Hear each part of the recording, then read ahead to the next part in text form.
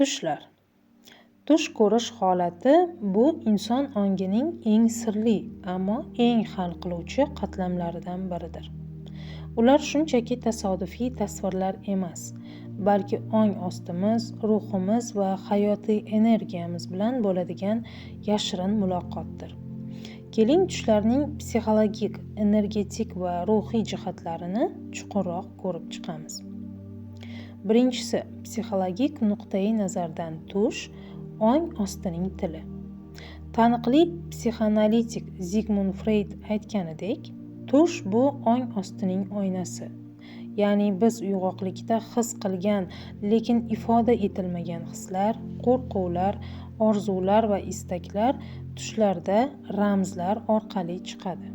Masalan, siz bir narsadan qochayotgan bo'lsangiz, bu hayotingizdagi stress yoki javobgarlikdan qochish ramzi. Siz uchayotgan bo'lsangiz, bu erkinlik, ijod yoki ruhiy yuksalish istagi. Siz suv ko'rsangiz, bu hissiyotlar oqimi, ichki holatingiz ramzi.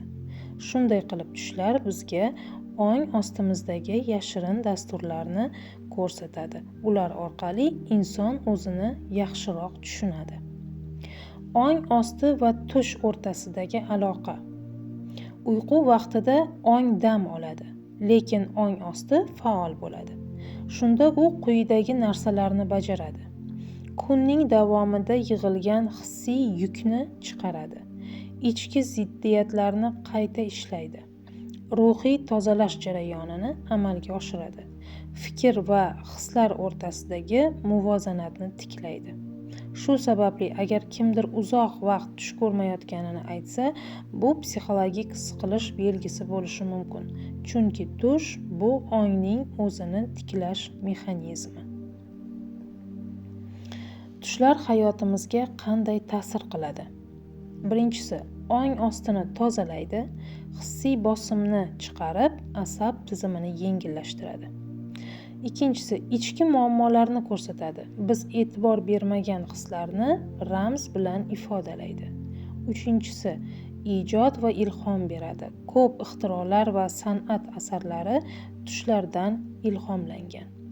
To'rtinchisi, kelajak vibratsiyalarini sezdiradi. Ruhiy sezgir insonlarda tush orqali signallar keladi. Qalb bilan muloqot qiladi. Ba'zida tushda kechirim, xotirjamlik yoki yo'l topamiz. Tushlarni yaxshiroq anglash uchun tavsiyalar. Uyqudan oldin tinchlaning. Diqqatni yuragingizga qarating. Men bugun tushim orqali o'zimni yaxshiroq anglayman deb niyat qiling. Ertalab tushingizni darhol yozib oling. Ramz, rang, his, joy, odamlarni eslab qoling. Har bir ramzda bu men uchun nimani anglatadi deb savol bering. Haftasiga bir marta tushlar ustida meditatsiya qiling. Bu ong osti bilan muloqotni chuqurlashtiradi. Tushlar bizning yashirin haqiqatimizni ko'rsatadi. Ular orqali ong osti, qalb va ruh bir-biri bilan suhbatlashadi. Tushlarni tinglagan inson o'zini chuqurroq anglaydi.